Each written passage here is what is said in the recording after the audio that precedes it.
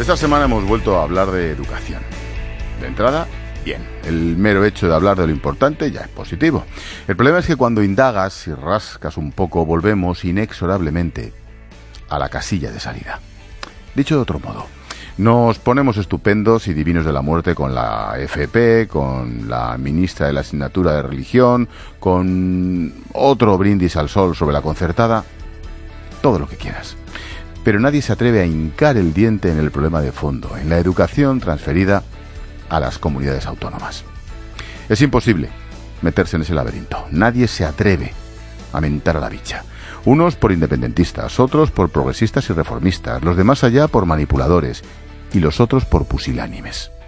Aquí nadie ha intentado abordar el quid de la cuestión de la educación en España, que no es otro que el despendole de la educación en 17 sistemas autonómicos más el de Ceuta y Melilla. La ministra de Educación, Isabel Celaá, compareció como todos y todas sus colegas en la correspondiente comisión del Congreso. Titulares: la asignatura de religión se descafeína, casi por completo, y se instaurará la asignatura sobre valores cívicos, éticos, morales o como se llame. 3 claves. 1. El tema social más importante que puede controlar un Estado, como es la educación junto a la sanidad, se lleva a cabo con un grupo parlamentario minúsculo de 80 y tantos diputados. Y eso sí, con Podemos, indepes, nacionalistas y hasta etarras se siente apoyando. Es lo que hay. 2. Partiendo de la base de que la religión católica la escogen más del 60% de los padres y por tanto de los alumnos, ¿se puede acometer lo que un gobierno plantee con 80 diputados y los apoyos ya mencionados? Y 3. Los valores cívicos, éticos o como se llame la asignatura. Nadie que no sea independentista, golpista o terrorista pueden estar en contra de que se estudie la Constitución. Faltaría más. Nadie en su sano juicio puede negar que estamos también en una profunda crisis de valores. Pero de verdad, ¿el gobierno plantea en serio, visto lo visto, que esa asignatura de valores cívicos dependa de los 17 sistemas educativos, insisto, más Ceuta y Melilla? ¿Te imaginas esa asignatura en manos de Torra o Puigdemont? No sé, en Baleares. ¿Te imaginas, hablando de valores, cómo abordarán el terrorismo etarra, el relato o las víctimas? En cierta ocasión, durante un foro ABC en Toledo, Dolores de Cospedal me respondió que sí, que fue un error transferir la educación a las comunidades autónomas. Rivera, en otra ocasión, se refirió a la lealtad. Y esa es la clave, la lealtad. Mejor dicho, la deslealtad, los complejos y el ombliguismo. Desde hace años arrastramos, y no hacemos más que empeorar, un descontrol absoluto en la educación. Un despendole impensable en Francia, Alemania o el Reino Unido. Pregunta a las editoriales de los libros de texto, pregunta por la inútil alta inspección del Estado. No sé, quizás alguna vez alguien, algún héroe, reordene este caos. Ojalá, porque si no, no saldremos del pozo nunca. Ni la religión, ni la concertada, ni los presupuestos, esos son excusas, globos, sonda y trampas. El gran problema de la educación en España, a todos los niveles, fue y es la transferencia a las comunidades autónomas. Y sinceramente, creo que es un problema, un drama sin solución. COPE, estar informado. Se lo he vuelto a escuchar esta mañana a Nicolás Redondo Terreros, en el programa de Herrera. Como dice mi amigo Toñín, pedazo presidente del gobierno que hemos desperdiciado. Hace año y medio, el Tribunal Constitucional alemán emitió un dictamen sobre la petición de un referéndum para la independencia de Baviera. Para que nos situemos, el Land de Baviera, capital, Múnich. El dictamen es tan clarito como corto. 5 de enero de 2017. Comillas.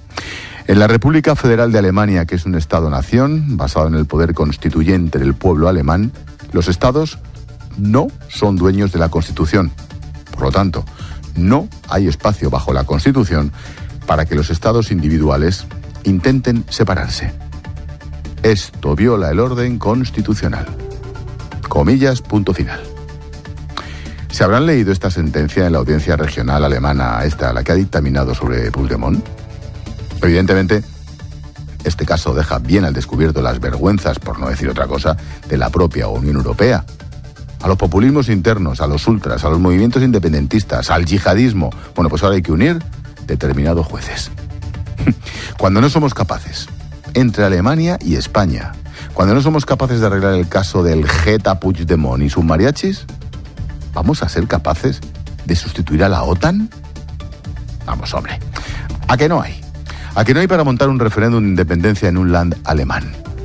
¿A que no hay bemoles para que un territorio intente independizarse en Alemania o en Francia? La última hora en la tarde. COPE. Estar informado. Voy a intentar comentar esto con toda la calma, frialdad y distancia, pero también, sinceramente, con un montón de dudas, ¿eh? Escucha lo que dijo ayer la vicepresidenta del Gobierno, ministra de Igualdad, Carmen Calvo. Sabemos cómo funcionan los hombres, pero no sé yo si los hombres saben cómo funcionamos las mujeres, porque para eso hace falta que nos escuchen. Un punto de silencio donde somos nosotras, las que proponemos, analizamos, decimos y somos. ¿Te imaginas que un vicepresidente del Gobierno del PP o de Ciudadanos dice algo así como ¿sabemos lo que piensan todas las mujeres? ¿Te imaginas la que habían montado Carmen Calvo, las feministas habituales, las progresistas y reformistas, la radio amiga, además medios progres, que por cierto, solo tienen mujeres periodistas de bandera ante las cámaras? Más allá de que lo haya dicho Carmen Calvo, más allá de que nos va a dar grandes tardes de gloria y que mucho ha tardado en soltar una perla, ¿de verdad todos los hombres pensamos igual? ¿De verdad todas las mujeres piensan lo mismo? ¿Qué ha querido decir? ¿Que pensamos con sálvase a la parte en vez de con la cabeza? ¿Todos? Me está comparando a mí y a mi padre y a mis hijos varones. ¿Nos está comparando con esos supuestos hombres de la manada? ¿Con esos cerdos de la piara? Cuando la vicepresidenta del Gobierno se refiere a lo que piensan las mujeres que no sabemos, ¿se refiere a todas por igual? ¿La asesina del pescadito, por ejemplo? ¿La idiota esa que se puso el otro día a bailar desnuda en un balcón en Pamplona? ¿Se refiere a las mujeres que explotan a otras mujeres y trafican con ellas en prostíbulos? ¿Esas mujeres piensan igual que ella? ¿Piensan igual que mi mujer? ¿Como mis compañeras de trabajo o como mi hija? En fin, te juro que es verdad este corte, ¿eh? Lo dijo Carmen Calvo, vicepresidenta del Gobierno de Pedro Sánchez, ayer mismo. Sabemos cómo funcionan los hombres, pero no sé yo si los hombres saben cómo funcionamos las mujeres, porque para eso hace falta que nos escuchen. Un punto de silencio donde somos nosotras, las que proponemos, analizamos, decimos y somos. Por favor, un poquito de por favor. Seamos serios, seamos decentes, que no nos traten como gilipollas. Ni a nosotros, a los hombres de verdad, ni a ellas. A las mujeres como por ejemplo fue mi madre. La última hora en la tarde. COPE. Estar informado. Momento para el análisis en la tarde de COPE con Antonio Arráez y con Pablo Iglesias. Tarde de julio, la verdad es que parece que la actualidad ya va caminando hacia el verano, ¿verdad? Pues sí, pero aunque hay aún cosas interesantes, ¿no? Ahí tenemos ese Congreso del Partido Popular pendiente y tantas cosas que están pasando. Hay muchas cosas, pero ya se va viendo que el verano se abre camino. Antes de nada, me gustaría empezar con una reflexión. Hoy se cumplen 21 años del asesinato de Miguel Ángel Blanco Garrido a manos de ETA. Lo que me ha llamado la atención es una encuesta que se realizaba hace unos meses en la que se señalaba que el 47% de los estudiantes universitarios vascos no sabían quién era Miguel Ángel Blanco. Yo, viendo esos datos, creo que algo hemos hecho mal. No solo de los universitarios vascos, te diría yo, ¿eh? No solamente los universitarios que en Madrid, los estudiantes de periodismo, por ejemplo, a los que yo doy clase, el año pasado hicimos una prueba con motivo del 20 aniversario y les sucede lo mismo. De hecho, tuvimos que montar una mesa redonda con Marimar Blanco Garrido, la hermana de Miguel Ángel, para que les contara el relato y muchos de ellos lo desconocían, con lo cual tienes toda la razón. Como sociedad, algo hemos hecho mal en el sentido de que no estamos contando el relato de las víctimas y precisamente quizá por eso las víctimas llevan tantos años reclamando que las escuchemos, que contemos lo que ha hecho la banda terrorista ETA con ellas, lo que algunos partidos políticos intentan hacer y que su recuerdo, su memoria y sobre todo su sacrificio, su asesinato como el de Miguel Ángel Blanco, pues no sea en balde. Yo creo que es de obligado cumplimiento imponer una asignatura en el colegio que nos recuerde quiénes somos o quiénes hemos sido los últimos 40 años en este país.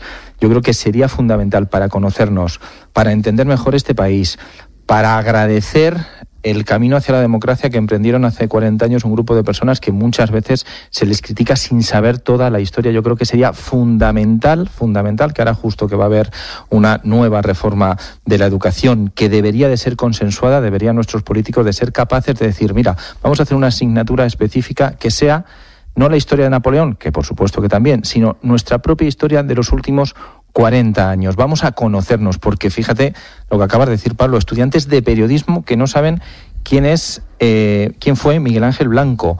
Hace 21 años vivimos una jornada triste e histórica, a la vez que triste, emocionante. Fue uno de los días claves para el final de ETA, y la muerte de Miguel Ángel Blanco, un chaval con 29 años, sirvió para mucho, sirvió para hacer pensar a mucha gente, para que mucha gente mirara a la cara a los terroristas o a sus amigos y decirles no os tenemos miedo, y mucha gente del propio entorno de ETA dijera, ¿pero qué estamos haciendo? No es por meterme contigo, Antonio, pero seguramente de los tres el único que vivió aquello en una redacción fuiste tú. Pablo y yo... No, yo también. Ya estabas con...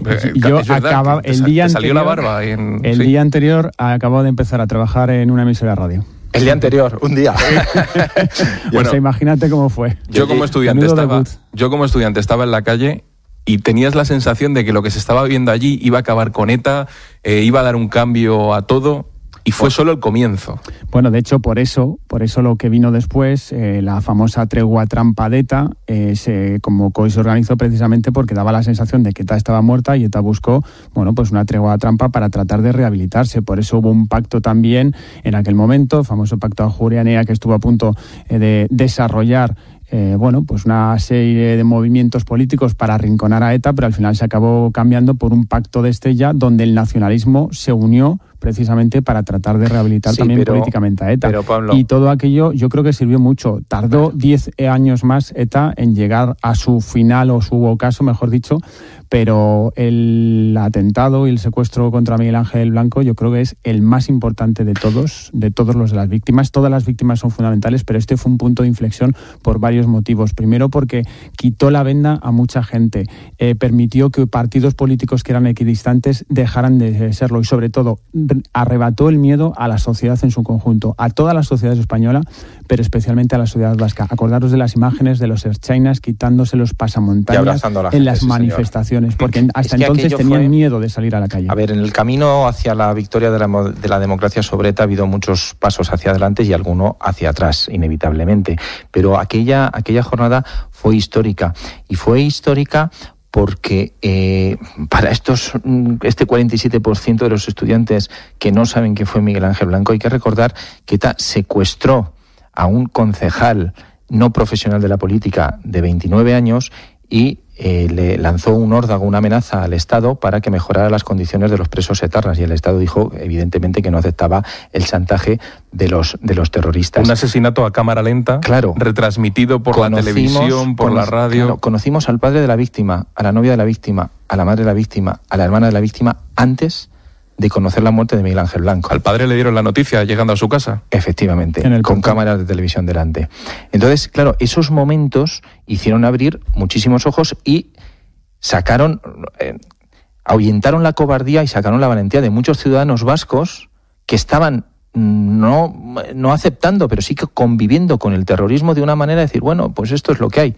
Y aquel día los ertzainas se quitaron las mallas de la cabeza.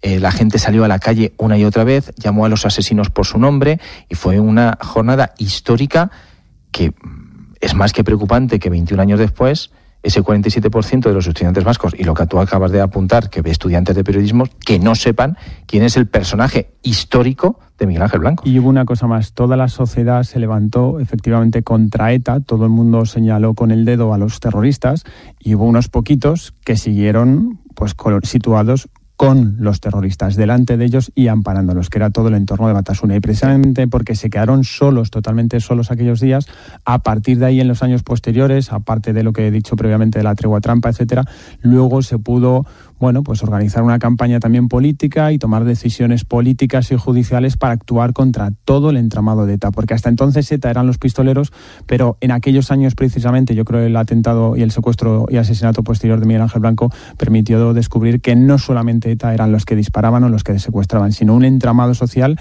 y la sociedad española y la vasca especialmente se levantaron en su conjunto contra ellos. Bueno, que quería empezar por ahí porque yo creo que un día como hoy hay que recordar a Miguel Ángel Blanco, lo que significó, y tratar de evitar que este número de estudiantes siga creciendo. Sé que lo estáis esperando. Vamos a hablar de Puigdemont. Él no dice nada. Él está en Hamburgo, tranquilamente, pero está generando, ¿cómo lo podemos calificar?, turbulencias en muchos estamentos. Tras la decisión del tribunal alemán de extraditar a Puigdemont solo por malversación, hay un montón de dudas. Primero, ¿qué va a hacer Llanera? ¿Descarta la extradición? ¿Se trae a Puigdemont? ¿Le juzga solo por malversación? ¿Va a acudir a la justicia europea? ¿Sabéis un poco por dónde puede pasar la estrategia del juez? Yo creo que lo más descartado es que acepte que solamente se le puede, o sea, que se le trae solamente por malversación. Yo creo que esa es la parte más descartada. Hay que valorar, y el Tribunal Supremo lo tendrá que decidir, si se anula la orden europea o si bien se va al Tribunal Europeo, que a mí me parece lo más interesante, para protestar por la manera en que la justicia alemana ha entendido la petición de la justicia española. Lo que pasa es que ahí, Antonio, también te lo juegas a una carta, porque si el Tribunal Europeo te dice, no, solo malversación... Sí, pero eso que te lo juegas a una carta genera un debate sobre la euroorden, que es donde está el problema. Porque se supone que la euroorden es un sistema que, si hay una lista de 32 delitos, que si tú... haces alguno de esos delitos, directamente la justicia española puede a la alemana reclamarte. Se ponen en contacto los jueces y no hay ninguna decisión política. Directamente, no analizan nada. Mira, esta mañana el expresidente del Tribunal Constitucional, Ramón Rodríguez Arribas, le contaba a Herrera que Alemania se ha equivocado en este tema. Para facilitar la conexión entre los diferentes juzgados y tribunales, se estableció esta confianza recíproca. Si no hay esa confianza, desaparece la propia esencia de la euroorden, y si se empieza a discutir cuáles son los hechos realizados, que eso lo que tiene que hacerlos es investigarlos el país donde se produjeron, no el país donde se refugió el huido. Creo que, por lo tanto, ha cometido un error. Eso es porque el delito de rebelión en sí está fuera de esos 32 delitos donde no se mira nada. Si no estás en esos 32 delitos, lo que tienen que hacer es comparar si hay un delito equiparable en el Código Penal del país donde esté la persona que ha podido cometer el delito en España. Esto es lo que ha pasado con Puigdemont. Lo raro de la decisión del tribunal alemán es que haya investigado tanto el caso. Simplemente tenía que haber dicho, bueno, hay un delito parecido. Bueno, pues entendemos que se le va a juzgar en España. Cuidado, Puigdemont no está juzgado en España, se está investigando. Y cuando se investigue, se juzgará. Y la justicia española todavía no ha dicho si hay delito de rebelión o no, que aquí nos estamos volviendo locos. ¿Qué es lo que pasa? Que políticamente esto es armamento para los independentistas. Y yo me quedo con algo que también ha dicho la justicia alemana, y es que no hay ningún problema y que no se tiene que preocupar nadie porque en España se vaya a perseguir políticamente al señor Puigdemont. Es decir, la justicia alemana, que entiende que no se le puede mandar hacia España para que se le juzgue por rebelión, también entiende que en España no hay presos políticos. Pablo. Bueno, a ver, yo creo que lo primero que tenemos que aclarar y sobre todo dejar tranquila a la gente es que Alemania no está negando que haya o no haya delito de rebelión en el caso de Puigdemont y del resto de los políticos catalanes que cometieron pues el golpe de Estado, intento de golpe de Estado del pasado otoño. Lo que está negando Alemania es que exista una equiparación completa entre el delito de rebelión que el Tribunal Supremo le está imputando a Puigdemont y el delito de alta traición, que es la equiparación que tienen en Alemania. Y fíjate, Antonio, yo creo que ahí Alemania, no soy experto jurídico, evidentemente, no pretendo serlo tampoco, pero yo creo que Alemania toma esta decisión porque tiene sus razones jurídicas y creo que las tenemos que respetar. Incluso los jueces españoles también las tienen que respetar porque querrían lo mismo si Alemania hiciera algo parecido respecto a nosotros. Claro, pero Pablo, pero estoy tranquilo. Pero ¿sabes qué pasa? Que es que con la decisión de este tribunal alemán les das una carta. Sí. Porque ahora mismo, hoy, sin ir más lejos, las defensas de los presos independentistas le han dicho a la Fiscalía que revisen el delito de rebelión y el encarcelamiento, porque mira, claro, porque dicen, si en Alemania este señor, que en teoría es el jefe de la rebelión, solo se le va a juzgar por malversación, dicen las defensas, oiga, ¿y los que están en la cárcel, qué? Pues como dices, Pósito, me dejas la pelota botando, precisamente, porque lo que tenemos que hacer efectivamente esto es dar alas, o esta decisión da alas a los abogados y a los independentistas catalanes, pero no porque tengan razón, sino les da alas para seguir con sus mentiras y con toda su propaganda. Y nosotros lo que tenemos que hacer desde aquí es desmontar esa propaganda y sobre todo esas mentiras. Yo insisto, Alemania no niega que Puigdemont haya cometido un delito de rebelión, lo que dice es que no es equiparable a su alta traición. Punto número 1. Punto número 2. No está impidiendo que nosotros juzguemos a Puigdemont por rebelión. Impide que si le extraditamos ahora, inmediatamente el Tribunal Supremo le siente en el banquillo por rebelión. Pero no impide, ojo, y esto lo tiene estudiado la Abogacía del Estado y el Gobierno también tiene informes al respecto, no impide que se le pueda juzgar por rebelión más adelante. ¿Cuál sería, digamos, la triquiñuela jurídica ilegal, totalmente legal, que tendríamos que seguir? Y requeriría cierta paciencia. Pues primero había que extraditarla a España, habría que sentarle en el banquillo, juzgarle por malversación, que cumpla condena por malversación, que pueden ser varios años de cárcel, y después dejar pasar aproximadamente un mes y medio, y después de ese mes y medio que él ya esté en libertad, si no se vuelve a fugar de España, entonces le puedes volver a abrir un proceso, una investigación para juzgarle por rebelión. Y ahí se podría acometer ese proceso. El problema, lo que pasa es que se harían dos partes. Primero se haría ahora con unos y luego con Puigdemont se haría dentro de unos años. Pero Pablo, el problema aquí es que se mezcla la política y la justicia. Entonces intentamos hacer un análisis técnico que es razonable lo que acabas de decir, pero luego viene la utilización política.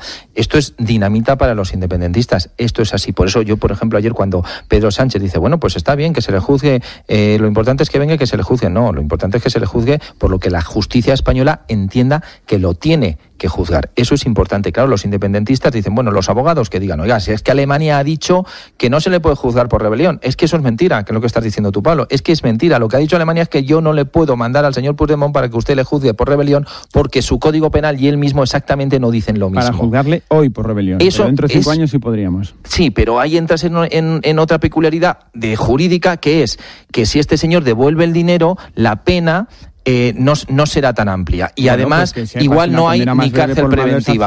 Con lo cual, nada, este señor sí.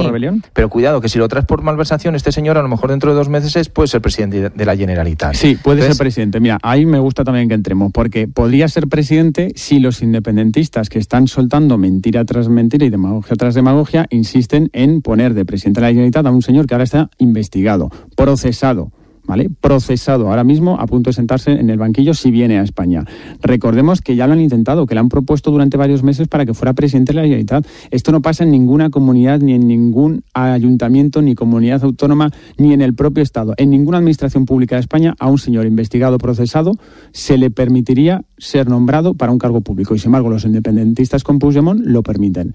¿Por qué? Porque tienen este doble rasero en Cataluña. Porque a ellos les está permitido absolutamente todo y al resto de los mortales no. Mira, parte de los independentistas, y esto es información, no es opinión, si eso ocurriera, para ellos sería un problema de primera magnitud, claro porque ellos ya dan por amortizado a Puigdemont. Claro. Pero hay otra parte que está dispuesta a hacer ruido, y sería un ruido muy sonoro conseguir que Puigdemont fuese presidente de la Generalitat en unos meses. De todas formas, y ya cambiamos de tema, yo tengo la sensación de que aquí, en el tema catalán, vamos siempre por detrás. Sí, por unas cosas o por otras. Con las mentiras, siempre vamos por detrás. Pero y así es muy difícil poder solucionar algo. Ahí está mi reproche al presidente del gobierno, porque ayer tiene que haber respuesta política contundente.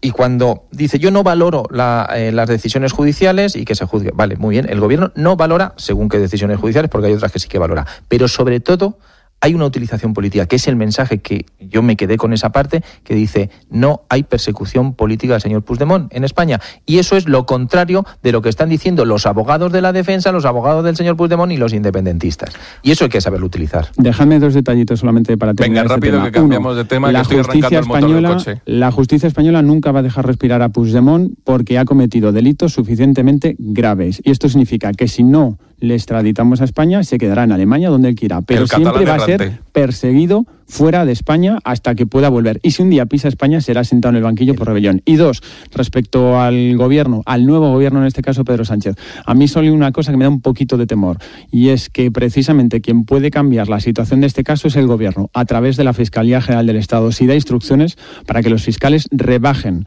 las peticiones de pena, o si, por ejemplo, pide un cambio de criterio y permite que los consejeros que ahora mismo están en prisión, les permite con un cambio de criterio que puedan salir de prisión. Eso sí que cambiaría todo y daría armas al independentismo. Decías tú el catalán errante. Yo le he escuchado a un diputado independentista llamarle a Puigdemont el loco de Bruselas, para que veáis cómo está la cosa dentro del independentismo. En fin, oye, cambiando de asunto y muy rápido, que nos queda poco tiempo. ¿Sois de diésel o de gasolina? Diésel. De las dos cosas. ¿Y qué vais a hacer? Pasarlo mal, ¿no?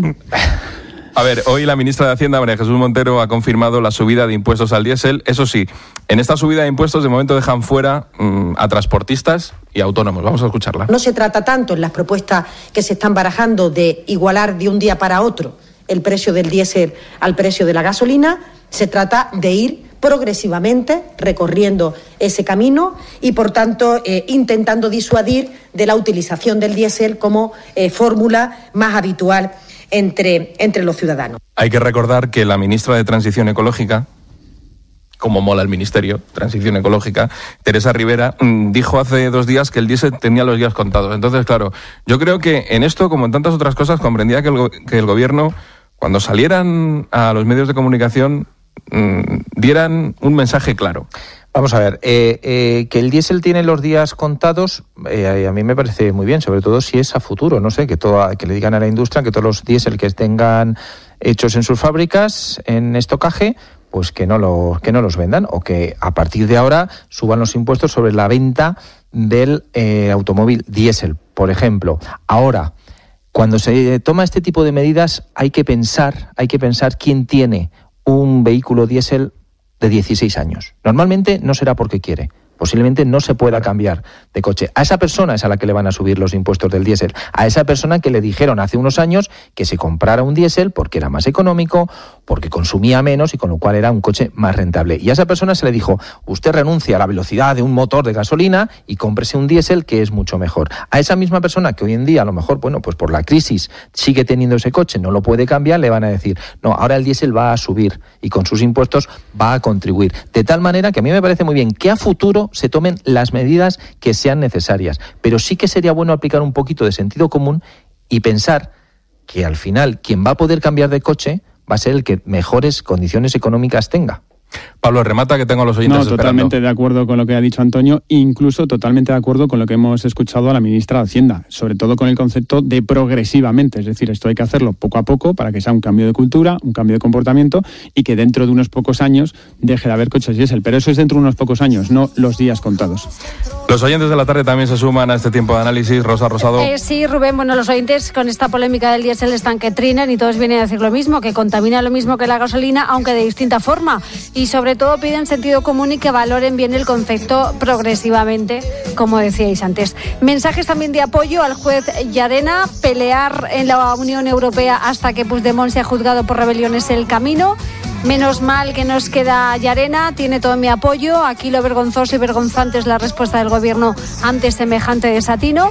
Estos separatistas, leo por aquí, viven en los mundos de Yupi, los escucho y flipo. Dan por hecho que la legislación española y nuestros jueces tienen que aceptar y plegarse a lo que hayan dicho los jueces regionales alemanes, que lo único que tienen que valorar es una euroorden. Y uno más, todo mi apoyo y solidaridad con la justicia española, con el juez Llarena por su gran labor en la defensa de la Constitución y de la legalidad vigente. Antonio Arraez, muchas gracias. Un placer, muy buenas tardes a todos. Pablo Iglesias. Un placer. Disfruta de la playa porque el viernes que viene creo que no vas a estar precisamente en la playa. El viernes que viene a estas horas estamos en pleno Congreso el PP. Escuchando a Rajoy, creo, ¿no? Sí. Ahí sí, pero no a esta hora, un poquito más tarde. Qué importante que hable antes que se realice la votación, ¿eh? Bueno, no creo que vaya precisamente a decir a quién hay que votar. No, pero habrá mensaje. Habrá mensaje en la misma línea de lo que dijo en la Junta Directiva. Unidad, que esto salga bien y no rompamos el partido. Y algo más, confía en Rajoy. Pablo, a la playa. Un Antonio, placer. a disfrutar del fin de semana. Un abrazo. Muchas gracias.